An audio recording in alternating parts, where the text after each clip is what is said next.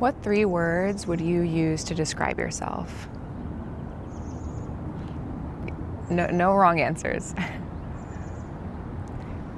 So, if I had to guess, indestructible and infinite probably weren't on your list. But the truth is, you are. You are infinite, you are indestructible. And I'm not talking about the you, that's in this body that, has a name and a job and, a family and hobbies. I'm talking about the real you. I'm talking about your true self. Because you are the universe.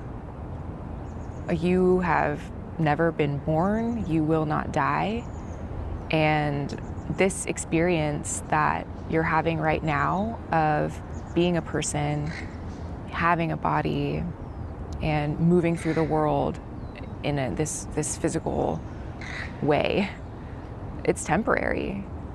And it has a purpose. You in this moment have a purpose. And you are also so much more than your body, than your job, than what other people think of you. So yes, you are those descriptions that you gave at the beginning, and you are so much more. So how can you broaden your perspective? How can you go from seeing yourself as, just those adjectives you gave at the beginning, just your body? How can you go from that perspective to a wide angle lens in which you are the universe, loving itself, knowing itself, and learning? There are a few tricks. I shouldn't even call them tricks because they're getting you to the truth. So I'll call them strategies. There are a few strategies you can use to widen your lens, because there is so much freedom in living in that truth, in recognizing just how expansive you are and just how much capacity you really have. You're so much more than you realize you are. One way to widen your view is to recognize that not only are we all interconnected, but we are all different aspects of the very same thing. So as much as you are the universe, everyone you come across, every tree, every being, every single living being you encounter and don't encounter, just every single being is the universe. We are all different flavors of awareness. And the amazing thing about that is that it means that we're all mirrors. So one way to widen your view is to see yourself in others and to see others in you, and to realize you're not just this discrete, seemingly separate person. You are everyone you come across, all working together to love and to learn. I had the pleasure of witnessing Alonzo King, the choreographer, share some wisdom after one of his ballets a few years ago. And he said something really powerful that stuck with me, which is that anytime you're with someone and you're noticing something about them that just rubs you the wrong way, that you don't really like, look inside and release that thing within yourself. Like, that is so powerful, because he was really getting at this idea that we are mirrors, that we are each other. And any one of us, under certain conditions is capable of anything. And I'm talking about it capable of anything loving and capable of anything harmful too. So that's one strategy, is seeing yourself in others and recognizing that we're all mirrors for each other. Another powerful strategy is to recognize thoughts and feelings for what they really are. We spend a lot of time identifying with our thoughts, going through life with this inner chatter and thinking, that's me talking to myself. But the truth is, our thoughts are just that. They're just thoughts. Our emotions, they're messages from our intuition, sometimes messages from old memories. But again, we are not our feelings. We are not our thoughts, and we are not our feelings. Really, we're more like the space in between. The universe is silent. It's expansive. It's a container. It contains the noise. It contains the chatter. It contains these bodies. It contains everything we can see. We are the container. We are not the stuff inside. So next time you have a thought, recognize it as such. Oh, I'm having a thought. This thought is showing up. There's a thought passing like a cloud in the sky. And next time you feel something, you can notice that it's arising. This feeling is arising in the container. And this is kind of where another strategy comes in. It relates to language, because language is incredibly powerful. Language shapes our perception. Language literally shapes like what we notice, what we don't notice. It shapes how we take in information, how we see the world.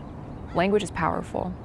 So part of not identifying with our thoughts and feelings, part of recognizing and separating ourselves, the container, from the stuff inside, the thoughts and feelings, is mastering language, especially in this domain with thoughts and feelings.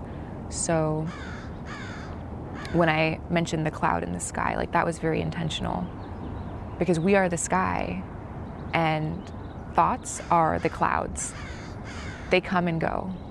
They are not you. They don't define you. No matter how intense the thought, I mean, it could be something incredibly excited, it could be something incredibly nasty, and it will arise and pass because it's not you. So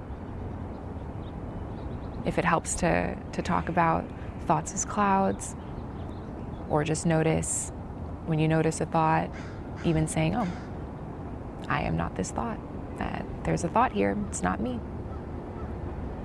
And the same goes for emotions. We often talk about emotions as like, oh, I am feeling this. And that's not false. I'm not trying to say that it's untrue. But I feel like there's a really useful way we can talk about emotions to really recognize them for what they are, which is these temporary messages. And that's to talk about them as arising. Because again, we are the container. Thoughts and feelings arise within us. So maybe anger is arising, maybe joy is arising, sadness. The powerful thing about that is that it recognizes, this language recognizes how temporary feelings are. And again, it frames them as not us, but something that shows up, maybe lingers a little while and passes. And when feelings arise, it's so much easier to witness them rather than live in them, to notice them rather than be them. So the language that we use can be really freeing when we're intentional about it, when we're intentional about how we talk about our thoughts, how we talk about our feelings. And the last strategy we can use when experiencing anything, not just thoughts and feelings, but also bodily sensations, is to take that same curiosity. When I was talking about the thoughts and feelings, apply the same curiosity to all experience. So when we feel something in the body, when a thought passes, when a feeling arises, ask yourself, Who is noticing this? Who is noticing this thought? Who is noticing this sensation? You might be surprised by what happens. I mean, even as I just repeat this now and say this now, there's a widening and a quieting that comes with it. That question is an invitation for spaciousness to come on board, for our true self to come on board.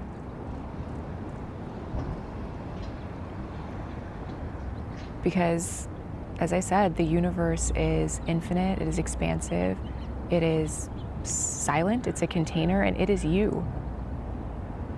And when we ask ourselves, who is really experiencing this? Who is really noticing this? We drop into being the container. We drop into who we really are. We're not the bodily sensation. We're not the feeling. We're the container. And, I recognize that part of living this life on earth, having a body, part of that is constantly forgetting that we're the container. But these strategies are really small but powerful ways to remind ourselves in daily life who we really are. Because we're going to hold on to that narrow perspective. We have to, do our errands and, go to work, take care of ourselves, take care of our families. Like, we're doing all of that. And to some degree, that all of those activities drop us into that narrow perspective. But these strategies are so easy to just fold in. They're not big, they don't take a long time, but they're powerful. And having that daily subtle reminder of who you really are can really be life-changing, because you're peace. Like, at your core, no matter what's happening, you are a peaceful container for all of it.